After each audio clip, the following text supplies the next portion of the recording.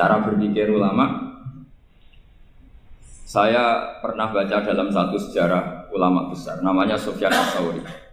Sufyan Ats-Tsauri itu menjadi wali itu gara-gara kalau sholat di masjid itu beliau datang sebelum adzan. Saya ulang lagi, beliau datang sebelum adzan. Ditanya, kenapa kalau kamu datang sebelum adzan? Saya ini nggak ingin jadi hamba yang buruk. Hamba yang buruk atau pembantu yang buruk adalah setempe nunggu dipanggil. Misalnya kita tahu majikan kita pasti manggil jam 7. Kemudian jam 7 itu Anda masih ngopi, masih tata-tata, itu kan tidak menghormati majikan. Harusnya kamu setempe di jam yang saat itu pasti majikan Anda memanggil. Kata beliau, saya tidak ingin seperti pembantu yang buruk. Datang nunggu apa? Dipanggil. Jadi itu ada beberapa spirit atau inspirasi dari aturan-aturan mahabbah. Sebab itu ketika Allah kritik orang munafik, wa idza qamu ila sholati qamu kusala, ketika dipanggil sholat mereka datang bermalas-malasan. Karena ada cintanya sama Allah, maka datang berlambat-lambat. Nah, berarti kalau ekspresi cinta mengharuskan kita datang bercepat. Makanya dalam istilah lain di Quran ini termasuk balaghatul Quran. Di juz 25 itu istilah menuju Allah itu fafirru ilallah. Kita tahu firar itu maknanya lari apa jalan biasa? Lari. Jadi untuk mengekspresikan mahabbah kita, kangen kita pada Allah, cara bahasa Arab, isyak kita, berontok kita sama Allah, tidak diistilahkan jalan tapi fafirru ilallah, harus bergegas berlari. Begitu seterusnya. Maka kalau ada orang Islam terus ini konsekuensi hukum. Ada non Muslim minta, Pak Bahak, saya tolong ajarkan syahadat. Nggak boleh saya bilang gini, monggo ke dalam dulu. Padahal perjalanan ke rumah saya misalnya setengah jam, nggak boleh. Saat itu meskipun sambil berdiri-diri harus kita tauhidkan. Kamu yakinnya Allah itu satu, Tuhan Allah, harus. Karena kalau ada perjalanan ke rumah 5 menit terus dia kecelakaan, belum syahadat, statusnya mati apa? Kafir. Dan kita ikut terlibat karena sebetulnya bisa mengislamkan saat itu juga. Analoginya kayak tadi loh. Orang kecelakaan di jalan karena kita pakai celana pendek, nonton sendirian dia tak pakai baju dulu. Habis itu dilides truk. Itu kan kita ikut salah karena kita yang punya kesempatan. Tentu yang disalahkan yang punya kesempatan. Karena merubah status dari potensi kelides truk menjadi sama sekali gak potensi kelides truk dengan kita inggirkan. Meskipun kita dalam keadaan tidak ideal. Sama. Orang kafir yang mau masuk Islam itu umumnya kiai-kiai kan kadang sebagian disuruh mandi dulu, itu salah. Itu salah sekali. Sangat salah, apalagi nunggu seremonial di masjid, nunggal toko-toko itu bujutnya salah. Itu gak cuma salah, bujutnya salah. Jadi salah yang akut. Itu salah besar. Kalau seremonial monggo, tapi kalau mengislamkannya harus saat apalagi seremonial seminggu lagi nunggu tokoh terkenal, nunggu di syuting dulu, wah itu perilaku so itu bukan mengislamkan itu. Makanya kita yang sebagai peneliti fikih itu kadang itu enggak serg gitu. Masa mau Islam nunggu di masjid dulu, di syuting dan tokoh-tokoh itu salah. Itu sama dia kamu lihat orang kecelakaan mau menyelamatkan, ada wartawan enggak? Minta di syuting dulu sedang mati ini. Jadi kita normal saja dalam Islam, sesuatu yang mendesak, yang emergensi ya perlakuannya harus cepat. Sehingga dibabkan faslun fil musaroah ila nusifid fitina. Jadi ada beberapa contoh di Quran memang aturannya seperti itu. Makanya semua redaksi Quran tentang menuju Allah diredakseno fafirru. Makanya di Tawaf ada ekspresi romal, jalan agak cepat. Di Sa'i juga ada momen-momen kita harus romal, berjalan cepat. Di beberapa aturan juga seperti itu. Ya saya ulang lagi, di beberapa aturan Islam juga seperti itu. Nah sekarang efek di hukum haji. Kita banyak baca literatur haji. Haji dalam aturan Islam itu wujuban tarofian, wajib yang tidak langsung mendesak. Kemudian semenjak ada fakta kita harus nunggu, daftar tunggu. Itu kita sebagai ahli fikih itu gampang. Misalnya gini, saya umur 20 punya uang, sekarang berapa daftar? 25 juta ya. Saya umur 20 punya uang 25 juta. Saya jomblo misalnya, ya butuh nikah, ya butuh macam-macam. Itu wajib daftar haji apa enggak? Karena kalaupun daftar nunggu 20 tahun. 20 tahun kan asumsi umum masih umur 40 masih hidup lah kira-kira sebenarnya. Nah sekarang kalau ada orang umur 50 tahun punya uang 25 juta, menurut Anda wajib daftar saat itu apa enggak? Wong daftar saja bisa game gitu. Dan kalau misalnya umur 50 ditambah 25 kan 75. Itu kalau orang sumpah sudah cepat mati itu. Maka itu menjadi pertanyaan, apakah fikih ini kita rubah? Karena dulu kan orang itu longgar semua. Karena haji zaman Nabi pun tidak langsung dilakukan saat pertama diwajibkannya haji. Jadi Nabi punya sisi unik. Pertama ada tahun diwajibkannya haji, Nabi tidak langsung haji. Sebab itu ulama berkesimpulan kalau wajibnya haji tidak langsung. Maka fikih itu memang unik. Sholat juga gitu. Ada istilah begini dalam sholat. Wa tajibu sholat ala kulli muslimin wujuban muwassa'an. Di semua kitab fikih takbirnya seperti itu, redaksinya. Wajib sholat dilakukan orang Islam wujuban muwassa'an, wajib yang ada longgarnya. Jika ketika zuhur jam 12 WIB kita dengar azan, boleh sholat setengah 1, jam 1, setengah 2, jam 2. Karena memang wujuban muwassa'an, memang ada batas akhir waktu misalnya sampai setengah 3. Nah problemnya begini, misalnya setengah 1 Anda pasti dipanggil majikan kamu yang diharuskan melakukan satu aktivitas, misalnya Anda pilot, yang nggak mungkin sholat lagi di kokpit. Apakah status wujuban muwassa'an wajib yang longgar menjadi hilang karena setelah itu tidak ada kesempatan lagi sholat? Apa tetap kita sebagai ahli Islam yang agak balelo tapi alim, misalnya ya sudah tetap jadi pilot, nanti kan ada aturannya sendiri, ada rukhsahnya sendiri, ada kemurahan sendiri ketika sudah jadi pilot. Misalnya sholat tanpa harus menghadap kiblat, sholat yang tetap di perjalanan. Kira-kira Anda kalau jadi ahli fikih pilih mana? Pilih harus sholat di depan, apa tetap memberi kelonggaran? Gak apa-apa sholat sambil apa? Yuber sambil pilotin apa pesawat. Anda pilih mana? Karena kalau konstitusi ilmu itu memang harus ada, dengan tanda kutip ya, memang harus ada nakalnya. Kalau nggak nakal malah gak sah. Memang unik ilmu itu.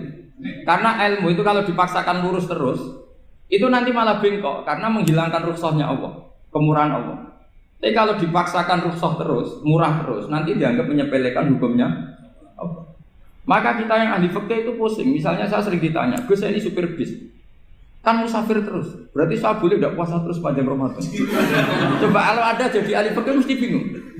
Mau boleh, ya boleh terus supaya orang nggak peduli sama Ramadan. Mau mengatakan wajib puasa, kayak nggak peduli dengan kemurahan Allah yang membolehkan musafir tidak puasa. Coba loh, Anda jangan jadi ekstremis yang misalnya bantah tok, protes tok, ini kan. Jadi memang mengkaji ilmu itu. Ya makanya dengan tanda kutip itu harus ada nakal. Tapi nakal yang baik bukan nakal. Nakal itu kalau bahasa Jawa itu kan tidak harus dosa. Seperti anak kecil, menek-menek itu, tuh bocah kok nakal. Padahal anak kecil menek itu haram dah. Enggak kan? Malah orang tuanya yang bentak itu yang haram. Yang nakal betul ya ibunya yang bentak cerewet itu, karena ibunya orang yang sudah mukallaf, sudah tua, salah langkah yaitu Kalau anaknya naik meja itu ya sebetulnya bahasanya tidak nakal, lucu. Oh jebule pinter conggo iso munggah meja, harusnya diapresiasi. Tapi rata-rata itu semua akal mecah gelas. Malah boe malah mecah tabungan. Bapaknya marah tukang nguras tabungan. Sebetulnya senakal-nakalnya anak kecil itu nakal orang tuanya, itu pasti. Karena ini sudah kena kitab, sementara anak-anak belum kena. Saya pernah punya tamu, karena di tradisi Kiai itu sering punya tamu. Bapak ibunya itu kultus sama Kiai, bentak anaknya disuruh salim sama saya. Anak kecil kan nggak mau jalan-jalan terus, marah. Tak marah orang tuanya tak marahin. Yang dosa itu kamu bentak anaknya. Kalau anak kecil itu kena diskon rufi al-qalamu an salasin. Di antara aturan Islam apa? Tidak ada keharusan bagi 3 orang. 1 anak kecil sampai balik, 2 orang tidur sampai bangun, 3 orang gila. Artinya anak kamu itu tidak kena khitab untuk sopan sama kamu. Kamu yang kena khitab baru sopan sama anak-anak. Nah ini ada Jawa itu kadang keliru. Jadi orang tua itu marah-marah memaksakan anaknya sopan. Padahal Allah memberi diskon anak kecil itu belum wajib sopan. Gak apa-apa ada tamu naik-naik itu. Asal masih anak kecil. Makanya Rasulullah ketika beliau sholat sujud itu Hasan Husain itu naik. Cara Jawa Nabi itu 3 tumpahan. Semua riwayat mengatakan Nabi itu diam saja, gak berani ngangkat. Sampai sahabat itu Ada yang ngomong ini Nabi sujud lama sekali ada apa? Jadi kita punya riwayat itu ya baru kayak sahabat yang agak nakal. Semuanya itu sujud, tapi ya bareng di atas rata-rata ada sahabat yang belakang ngomong. Siapa tuh ini sujudnya kok lama? Barokahnya itu ditemukan riwayat. Oh, ono putune tuh. Karena Hasan itu naik di atas punggungnya apa? Nabi. Itu andai kan tidak ada yang ngomong, riwayat ini tidak ditemukan. Barokahnya ada yang ngomong itu mungkin. Kalau sekarang mungkin semua masjid ngomong. Karena orang sekarang jarang yang khusyuk. Kalau dulu hanya satu yang di belakang. Setelah itu Nabi memberi penjelasan, saya tadi sebetulnya harus mengakhiri sujud saya sesuai aturan umum, tapi ada cucu saya tak biarkan sampai dia puas naik punggung saya, sehingga dia turun baru saya naik. Filosofinya apa? Begini, anak kecil satu tidak kena ditop, dua jangan sampai sholat itu jadi problem. Kalau Nabi nyentak Hasan, membentak, putu ono bae sholat kok diganggu, maka sholat menjadi trauma. Gara-gara sholat bahasa bentak saya. Lama-lama anak ini trauma dengan sholat karena dianggap problem. Makanya saya termasuk kiai nggak berpendapat anak kecil nggak boleh di masjid. Sering kan anak kecil di masjid, ayo khutbah rame. Saya termasuk setuju tetap boleh. Kalau dibentak di masjid maka dia trauma dengan masjid. Mungkin ke masjid dibentak.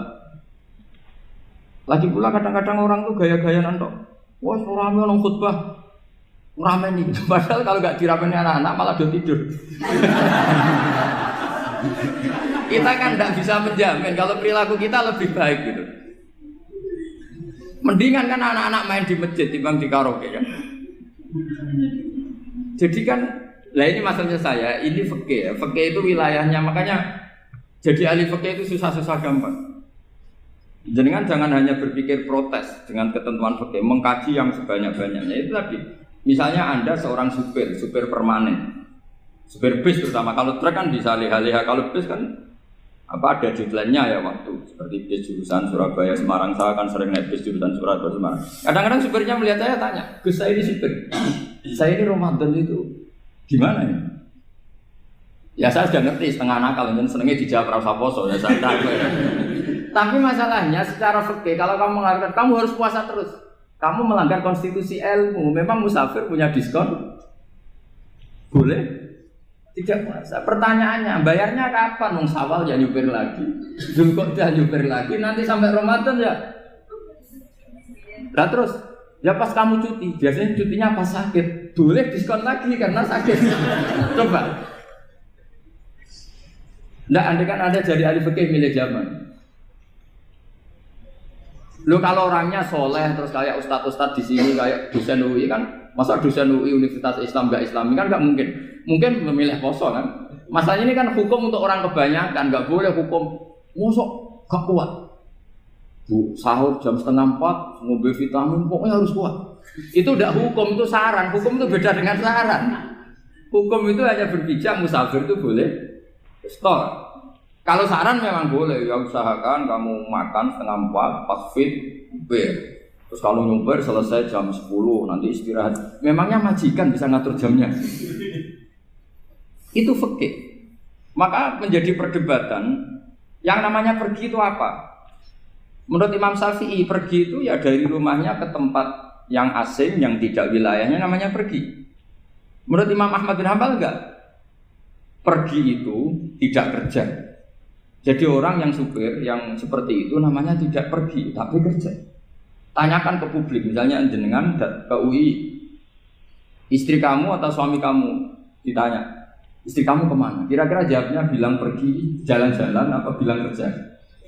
Kerja. Makanya kata Imam Ahmad bin Hanbal, mudi mustafar atau orang yang berprofesi, yang profesinya memang harus pergi, kayak traveling atau supir, maka itu namanya tidak pergi, namanya itu kerja. Karena apa? Sekali distatuskan pergi, maka ikut status yang dikatakan Allah dan Rasul dapat diskon boleh tidak puasa. Maka terus kita debat tentang definisi. Nah definisi ini penting karena yang menjadikan hukum rubah itu definisi. Misalnya gini mbak ini ngaji saya. Statusnya kalau pakai status saya ajnabi, orang lain babak ajnabiyah, maka hukumnya saya melihat babak ini haram karena statusnya ajnabi melihat ajnabiyah yang tidak mahram. Tapi kalau di fikih itu ada statusnya.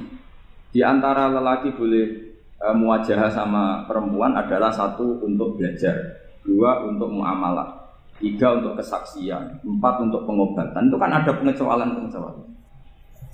Sehingga statusnya sekarang, Mbak itu belajar, apa ingin melihat Gus Bah atau Gus Bah itu mengajar atau ingin melihat itu statusnya bisa rubah. Ya.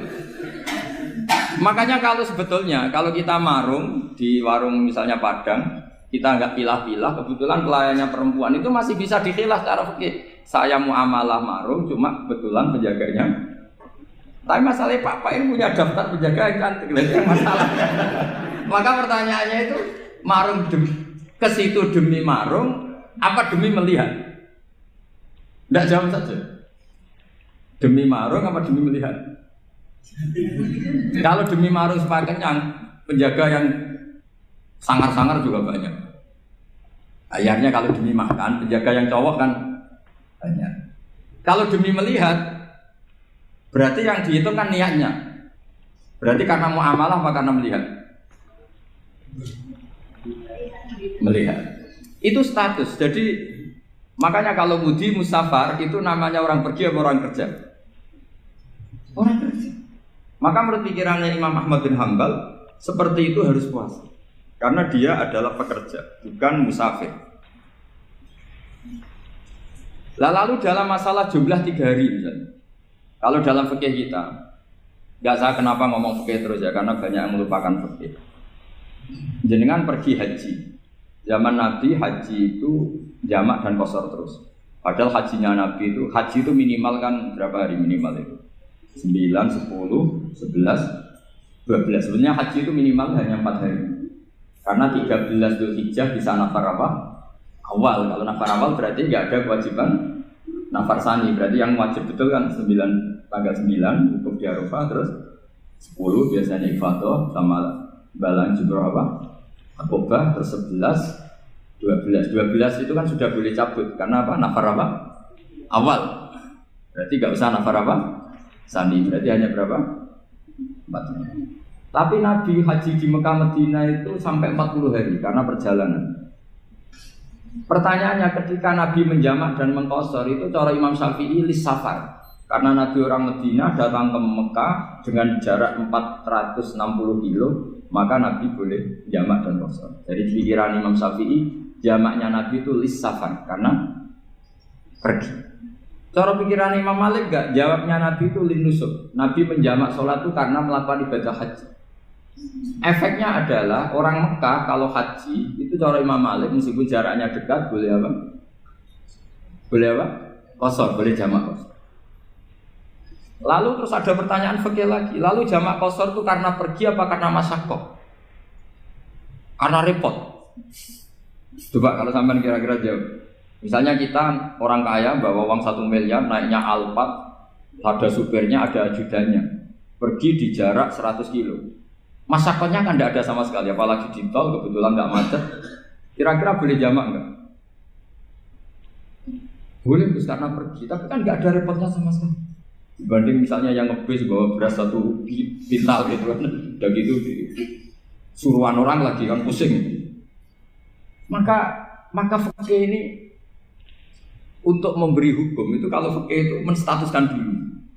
Ini orang boleh jamak itu karena masyaqqah apa karena safar. Lalu kalau setelah karena safar itu karena jaraknya apa tingkat masyaqqahnya. Kalau karena jaraknya ya tidak juga. Tidak juga gini maksudnya. Mungkin Anda tidak pernah terpikir begini. Kalau saya mau ke Jakarta, kemudian sampai Purworejo itu sudah waktu zuhur. Saya boleh nggak zuhur di situ sama saya? Boleh kan? Padahal perjalanan saya belum capek.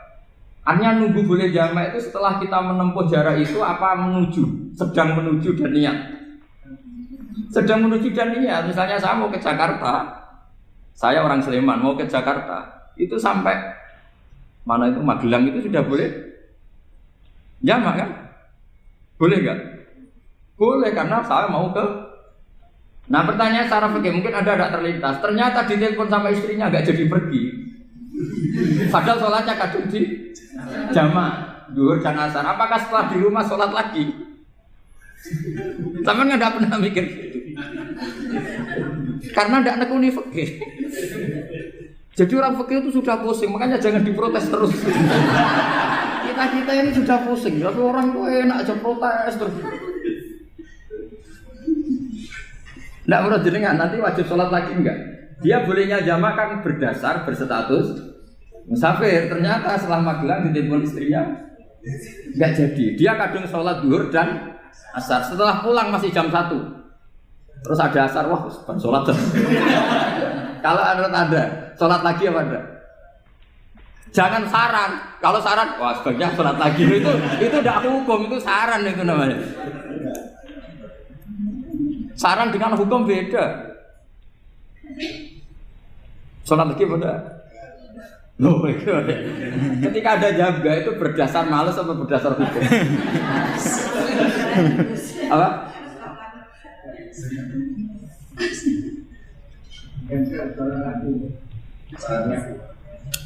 Nah kalau Anda sholat lagi, pertanyaannya gini, Allah itu tidak punya tradisi mewajibkan 2 kali. Pertanyaan fikihnya mesti gitu. Dan saat Anda di Magelang menjamak itu melakukan sesuatu yang disahkan oleh agama. Berarti pas Anda jamak zuhur asar, sesuatu pas melakukan itu kan berstatus sah dan boleh. Meskipun setelah itu ada masalah, istri kamu nelpon terus pulang. Tapi pas itu kan sudah dinyatakan oleh malaikat sah, Anda sudah zuhur dan asar. Kalau melihat itu tidak wajib mengulang. Tapi bisa saja malaikat ada yang usil. Itu sah karena Anda berstatus musafir. Berhubung status Anda hilang, maka poin Anda sudah sholat juga hilang. Kamu milih fikih yang mana?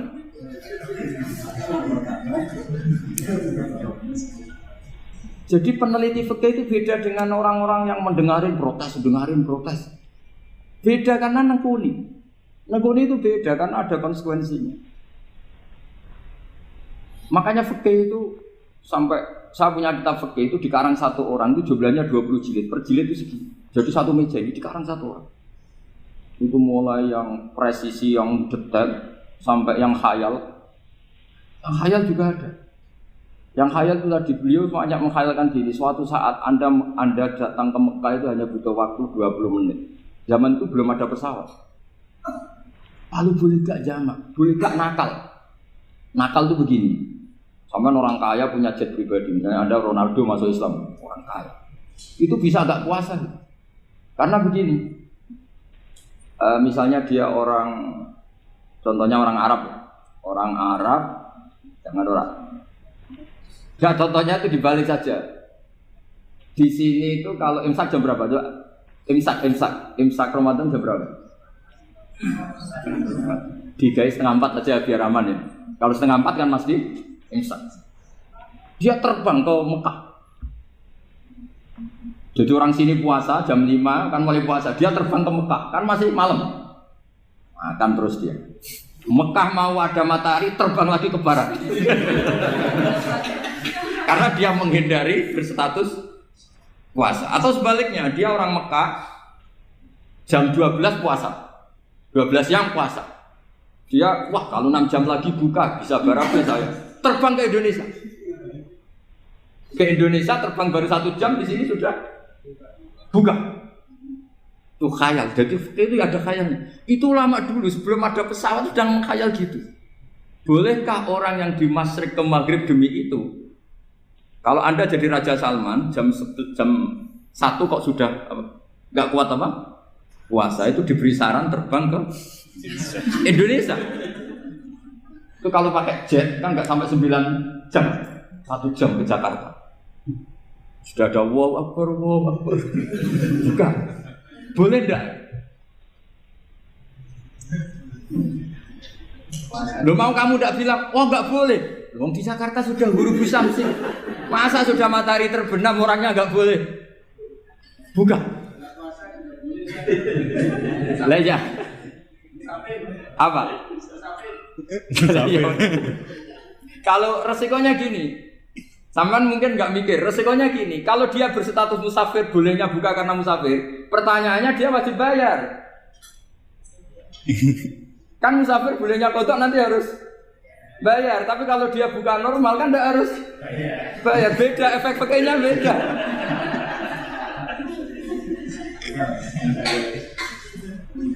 Sama jangan protes, Gus Baik gimana mau ngaji malah dijak senam. Ini kan ngajinya para dosen, para pegawai. Jadi harusnya itu jadi mufti, ngaji untuk jadi mufti. Bukan ngaji untuk mendengarkan. Jadi makanya saya mohon jangan sering protes sama ulama. Ulama sudah pusing. Karena efek-efek hukum itu tidak gampang. Kayak tadi misalnya, kalau dia boleh buka atas nama musafir, resikonya wajib bayar. Masalahnya Raja Salman ini mau enggak gitu. Dia inginnya. Maka pertanyaannya itu kitab yang milik saya tadi yang 20 jilid tadi. Ulama itu mulai dulu sudah membayangkan bagaimana kalau suatu saat ada satu kendaraan. Kenapa ulama bisa membayangkan itu? Karena ada buruk. Meskipun mereka enggak numpak buruk hanya Rasulullah, tapi kan bisa membayangkan ada toyul waktu. Waktu itu bisa dilipat. Karena ulama dulu ahli astronomi, jadi bumi itu bulatnya gini, muternya gini. Berarti suatu saat ada satu ilmu di mana orang ngambil satu posisi terus melewati toyul waktu, ngalami lintasan waktu. Mulai dulu itu sudah dibicarakan. Pertanyaannya lalu status orang ini kayak apa? Misalnya tadi orang Mekah ingin cepat buka terbang ke Indonesia. Orang Indonesia menghindari imsak, misalnya 3:30, dia belum sahur. Wah kalau saya di Indonesia ini sifatnya sahur. Wah saya tak terbang ke Mekah. Wah enak kan terbang di Mekah ternyata masih jam 8. Wah bisa makan sepuasnya jam 8 malam tentunya jam 20. Kan enak dia. Baru warak balik ke Indonesia terus jam 1 siang. Jam 1 siang kalau ingin cepat buka terbang ke timur. Langsung buka. Berarti dia kira-kira puasa aja 3 jam. Tapi terus ya mungkin kalau sampean, lha opo Gus sudah repot-repot ngono tinggal turu delok sinetron kok buka dhewe. Itu tidak hukum, saran itu namanya apa? Kalau hukum tetap tadi yang dikatakan puasa adalah imsak, mulai jam imsak sampai ghurubus. Lalu pertanyaannya lagi, ghurubus samsi sampai imsak itu konversi jam apa nyata-nyata ghurubus samsi? Kalau yang diliwati khatul istiwa itu nyata, fi'lan kalau dalam bahasa Arab fi'lan awaqiyah. Tapi kalau Anda orang kutub, saya sering kirim-kiriman surat sama mufti-mufti yang ada di Timur Tengah, di Eropa, konsultasi maksudnya. Orang kutub itu kan tidak ada matahari, tidak ada apa-apa. Jika kalau Anda baca kitab di kutub, mesti Gus Bak darani pembohong. Misalnya orang kutub ngaji saya, kamu harus subuh sebelum matahari terbit. Sekali matahari terbit, waktunya hilang. Duhur setelah matahari agak ke barat. Asar kalau matahari terbenam, hilang waktunya. Mesti mereka mesti bilang, mataharinya di mana? Maka pertanyaannya, boleh gak mengkonversi waktu untuk orang kutub? Jadi misalnya pola umum subuh jam 4:30. Berarti antara subuh dan qadha itu 1,5 jam. Subuh sama zuhur polanya berapa berarti? Kalau 4:30 sampai jam 12 itu 6 sama 7,5. Berarti ya kira-kira habis subuh nunggu 7,5 jam baru zuhur, nunggu 3 jam baru asar, nunggu 3 jam baru maghrib. Berarti waktu puasa kira-kira antara jam 4 sampai jam 6. Berarti berapa jam itu? 12 sama 2 14. Oke, berarti orang kutub harus puasa 14 jam. Tidak bergantung waktu mata. Tapi ada lagi pertanyaan lucunya gini. Lalu 14 jam Gus itu dimulai dari mana? Apa asal 14 jam? Apa harus ada konsensus setarnya? Masih ada PR lagi. Menurut kamu gimana? Ada konsensus setarnya dimulai jam 4 dini hari. Apa asal jumlahnya? Imsak 14 jam. Mikir lagi kan? Itu di Denmark itu ada satu musim di mana siang terus sampai sekian bulan. Siang terus sampai orang sana itu capek. Kenapa ada siang terus? Logikanya kan tadi bumi itu bulat-bulat. Saya juga belajar falak, belajar astronomi. Kalau tepaan kamu di sisi yang barat agak utara atau agak selatan, matahari ini nyentron terus.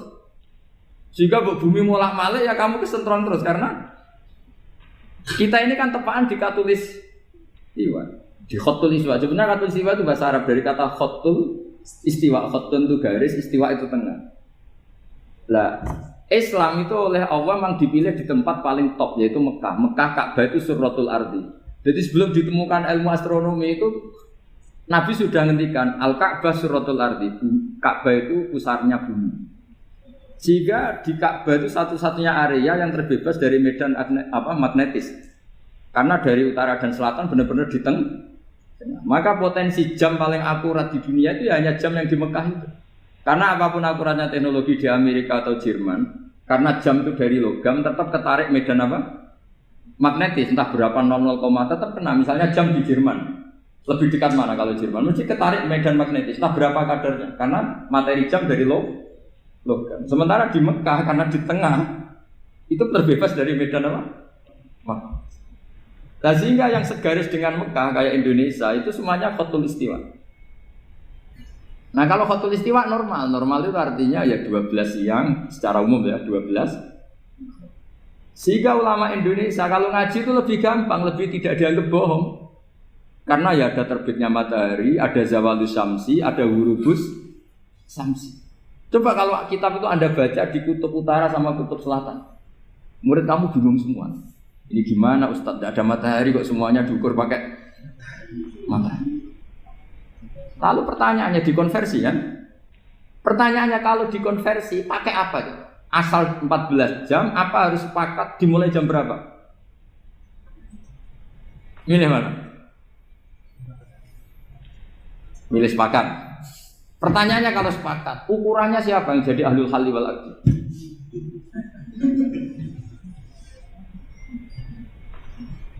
Jadi orang fikih itu sudah bingung, makanya saya mohon jangan sering diprotes. Saya pernah ketemu ulama, saya kan sering ikut komunitas di New York. Itu andekan di Bur, itu pas persis Ka'bah. Di buminya itu kalau di Bur itu pas persis Ka'bah. Lalu pertanyaannya, ada kiblat tidak di sana? Ya bumi kan gini ya. Kalau dalam bahasa falak itu ada rubuk namanya. Rubuk itu bumi yang sewaktu itu hanya yang seperempat. Ya bumi yang sewaktu itu hanya seperempat. Jadi kita sekarang siang, berarti yang baru siang hanya seperempat bumi. Nanti yang malam ya hanya seperempat bumi. Ya, misalnya sekarang kita di sini siang, di Arab Saudi kan belum, ini masih 5:30. Ini sekarang di Arab Saudi baru. Lah itu ada daerah di mana dengan Ka'bah itu pas atas sama bawah. Harusnya kan bebas arah. Apa? Bebas arah. Lalu orang sana sholatnya itu menghadap kemana? Pernah ulama New York itu minta fatwa ke Rabitatul Alam Al-Islami. Lalu kita harus menghadap kemana? Makanya dalam dunia anekdot ulama itu ada anekdot. Abu Nawas itu orang yang nggak pernah kalah debat. Dia tuh terkenal nggak pernah kalah debat. Tapi dia ada ilmuwan. Dia punya tetangga ilmuwan, punya pengaruh besar. Semua orang ngaji ke ilmuwan itu. Mantelnya bukan main, karena dia ahli falak, ahli astronomi. Mau nandingi dia tidak bisa, gak nandingi itu reputasinya jatuh. Orang itu berteori kalau bumi itu bulat-bulat. Kalau kamu jalan ke sini, maka akan ke titik yang suatu saat si profesor ini kemalingan, terus minta tolong Abu Nawas rumah saya kemalingan. Terus lari kemana malingnya? Ke timur. Setelah ke timur, larinya ke timur. Abu Nawas lari ke barat. Terus ditanya, sudah tak bilangin, malingnya lari ke timur, kok kamu lari ke barat? Nanti ketemu di titik yang sama. Sebenarnya itu profesornya makal. Oh kamu nyindir. Artinya Abu Nawas gak terima. Teori Anda itu gak bisa. Secara keilmuan benar, tapi secara faktual gak boleh. Berarti kalau ada orang ngejar istrinya lari ke timur, dia harus tetap ke barat. Nanti ketemu di titik yang sama. Jadi malingnya tuh lari ke timur, Abu Nawas ngejar ke barat. Ketika ditanya profesornya, saya bilangin malingnya tuh lari ke timur, kenapa ada ke barat? Kataan kan nanti ketemu di titik sama karena bumi bulat. Nah pertanyaannya gini, lalu kalau yang segaris itu ada arah enggak? Kayak New York tadi. Menurut kamu tetap berkiblat apa enggak usah? Loh kalau yang rubuk jelas. Loh gitu, kalau rubuk begini loh, misalnya begini, terus kamu di sini sama sini kan masih ada arah, tapi kalau sini sama sini masih butuh kiblat. Lalu Sama tidak usah protes, orang fikih sudah pusing, tidak usah diprotes. Karena yang dipikir itu macam-macam. Nah ya makanya ini mengkaji ya, saya mohon ya kayak tadi ini mengkaji, saya mohon saya cukupkan sekian. Sementing apa ya kita ada respeknya lah sama ulama. Jadi ulama itu susah, mikirnya susah, harus tanggung jawab di depan Allah, di dunia diprotes terus.